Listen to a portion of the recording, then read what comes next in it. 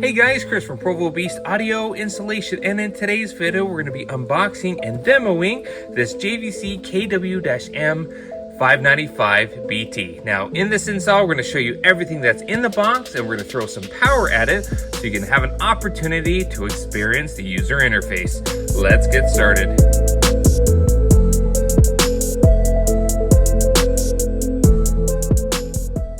Now, as we jump into things, a couple of things to note. This receiver technically replaces the 560 that was released a couple of years ago. There's two models of this version radio. There's the 595BT, which we have here, and we also have the 590.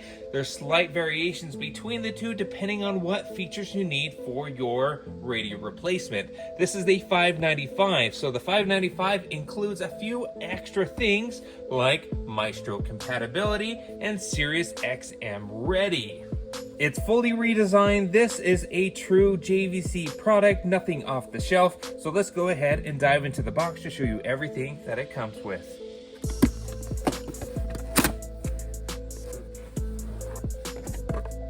Alright, so with everything pulled out of the box, here's what you get in your radio receiver kit. Now obviously you get the doubled in itself, and it has some unique new features. We're going to cover that here in a moment. But in addition, like mentioned, you have your main wiring harness adapter. This end plugs into the back of your new receiver, and then this end is color coded to standard aftermarket wiring colors. You'd match this up with the harness adapter to whatever vehicle you're looking to install this new receiver. Additionally, here it comes with a parking brake harness. There's some features that will be unlocked, like video playback when the parking brake is engaged. So this is super important to hook up. You also have your Bluetooth microphone, but what's unique about this, the radio itself also has an onboard mic. However, it's super important to use the wired mic included with this receiver for that best audio quality experience when making phone calls. Generally, the mic that's on board of the receiver itself is more so for voice recognition. So if you're saying, "Hey Siri" or "Hey Google" or something like that, that's where that mic comes into play. They still include a GPS antenna within the box to help with location accuracy, especially if your phone is very low in the vehicle. Allowing this to be plugged in, it's going to give you much better results when using your navigation through both Apple CarPlay and Android Auto. And like mentioned, mounting hardware. You're going to use this hardware when mounting this up in whatever specific dash kit is needed for your specific year, make, and model. Alright, so looking at the radio itself, before we focus on the screen here, this is a completely different chassis design. We'll look at it from the side profile, and you can see that here, that not only is it a shallow mount chassis, but you can also remove these upper brackets that have an even smaller compact design. The radio module itself is just down here. They give you these upper brackets for a little bit more structure in the dash kits, but there are some vehicles now in the market that require this L shape, like newer model Toyotas or Mazda vehicles. This is a perfect radio for those type of applications. Now, in all other applications, they provide these upper bracket that comes pre-installed to give you a little bit more structure and support when installing this radio in those applications. But these are easily removable. You just take off the screws here in the back, there's screws on the inside, and this upper bracket completely comes off. Now looking here in the front, the screen has been redesigned for more of an HD type image to a 1024 by 600. So there's a ton more pixels on this radio in the same screen real estate. You also have your function button as before. You have your mic button, your home and power button, and volume up and volume down here on the front of the screen. Now looking here on the back of the radio chassis, starting on the left hand side, there's a couple of dongles hanging off here. You have your iDataLink Maestro IF input, so if you're using the iDataLink Maestro install kit, harness, dongle, and module, this is going to be a part of that connection. In all other circumstances, this won't be used. You have your AM/FM Motorola style antenna input. You have your Sirius XM input here for your XM module, which we can link in the description if you're looking to add XM to this radio. And then the GPS antenna has now migrated to a USB type similar connection, where you're going to use that external GPS antenna for better location accuracy when using your maps on your phone. Looking on the back of the chassis, we do have a few RCA output and inputs. The blue ones here are our mono outputs. You have 2 of them for a subwoofer amp connection, and then we also have front and rear connection outputs in case you're running a 4-channel amplifier. Now our yellow RCA inputs, one is a video output, so if you want to display any of the images seen on the screen, let's say you're playing multimedia through a USB, this can output to an external screen. In addition to that, we have a camera input. This is your backup camera input, whether it be factory or aftermarket, you'll feed that analog input into that RCA port there. Now we have a nice aluminum heatsink right here in the center, and then to the right of that is the iDataLink Maestro input or 4-pin port there, again with the iDataLink Maestro harness and kit sold separately. We have our rear mic input. Again, this radio includes an external mic. You gotta install it to have the best audio quality possible when using those Bluetooth calls. That's where that port is. And then finally, what's new specifically with this radio that we love, gone are the ISO or the European style harness inputs, and on this we're back to a genuine Kenwood JVC style plug with an onboard 15 amp fuse. You'll also notice that we no longer on this radio have a dongle for the backup camera, trigger, or the parking brake, as that is now integrated within our harness as well.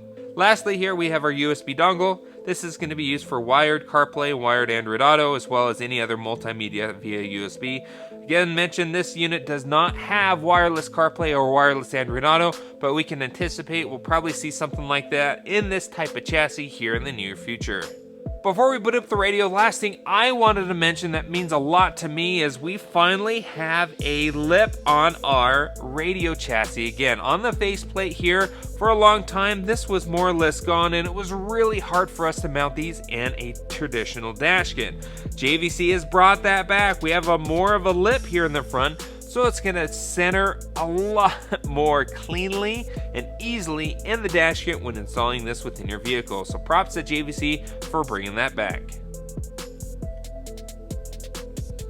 Alright, so when the radio boots up for the first time, it will take you to the initial settings where you can set up your language here. Clock, you can set up either 12 or 24 hours. It has a GPS sync since it has a GPS antenna, which is really nice. You set up your time zone, but you can manually adjust the clock if you choose that instead. We'll hit the back button. Here you can also set up your parking guidelines on and off and actually set up those guidelines. The parking brake will need to be applied, and ideally you have an image being fed to this radio, so you can set those up appropriately here. And then demo, you can toggle on or off. For the purpose of this video, we're gonna set that to off. We'll hit finish, we'll hit agree. So once you complete your initial settings, it takes you to your main home screen. Very similar to what we've seen in the past with JVC. It's a newly designed GUI, but it has those traditional elements as you have these sources up and around the screen here, and this 9-key button to take you to all the remaining sources offered by this specific receiver. Now we have tuner, which is your AM and FM. You have Bluetooth audio, USB. You have XM radio. Again, this will illuminate when you add on the external tuner sold separately. You can turn off all your sources for AV off. And again, you're going to have additional ones here for the specific receiver if you're using the iDataLink Maestro compatible wiring harness and module, as it brings in engine and vehicle data on the screen of this radio. Now, your Apple CarPlay and Android Auto, as mentioned before, they are ready to go within this unit. However, you are required to have a wired connection, so you must connect your phone via USB to the radio's USB input in order to use those features. Also on the left hand side, if we hit function, same type of function menu that comes up that we're familiar with in past JVC units. Quickly jump into your settings menu. We're going to hit that gear icon, and it's going to give you different categories depending on what kind of setting you're looking for. We also have our main setup settings, or if we jump to audio, it's anything audio related.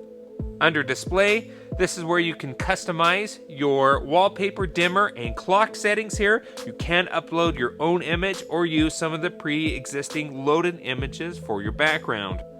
Camera, this is where we can adjust those guidelines again. Alright, finally here, let's talk about connection. Now this section here is very important, especially with setting up new Bluetooth devices. What we're going to do now is show you how to set up a Bluetooth device to this receiver. device list is going to be all the devices available or previously paired on this receiver.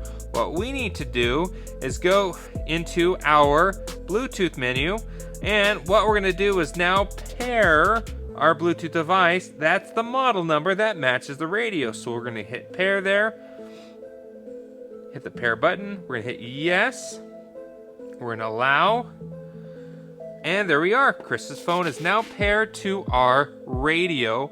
We'll hit home there. Now what that's going to do is when we go to our phone menu on our main screen, you can see our past calls, our favorites. We can do our 9 key here, voice recognition to go ahead and initiate a call.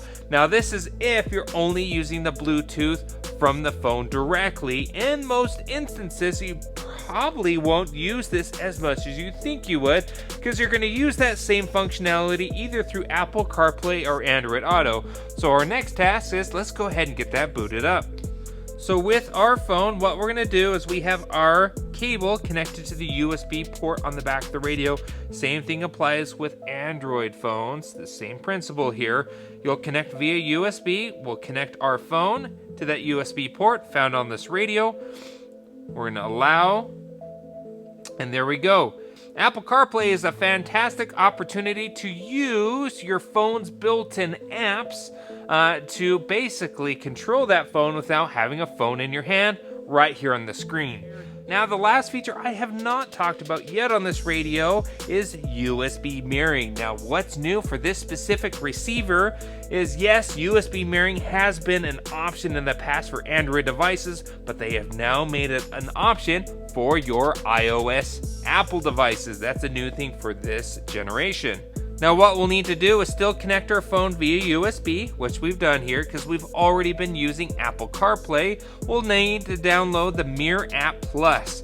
It's this app offered on the Apple Store. Now you can also download Mirror App Plus on the Android or Google Play Store as well, and this will allow you to actually use this and screen mirror on your device. So what we're going to do on the radio is click USB mirror. Now we're currently connected for Apple CarPlay. We're going to switch over to USB mirroring. So we're going to hit yes there. We're going to hit screen mirror. We're going to start broadcast. There we are. Now it's currently calibrating this screen mirroring. Okay, we've calibrated successfully here. We'll hit close. Now at this point in time, that's it. Now not only is it just showing the screen, which we're used to in the past, we're just mirroring the screen, but watch this. You can control your iPhone from the screen of the radio. How awesome is that? So here we go, we got our Provo Beast page. The nice thing is if we turn the phone landscape mode, it'll fill actually the screen fully there for us. And so we can watch YouTube from a full screen, just like so.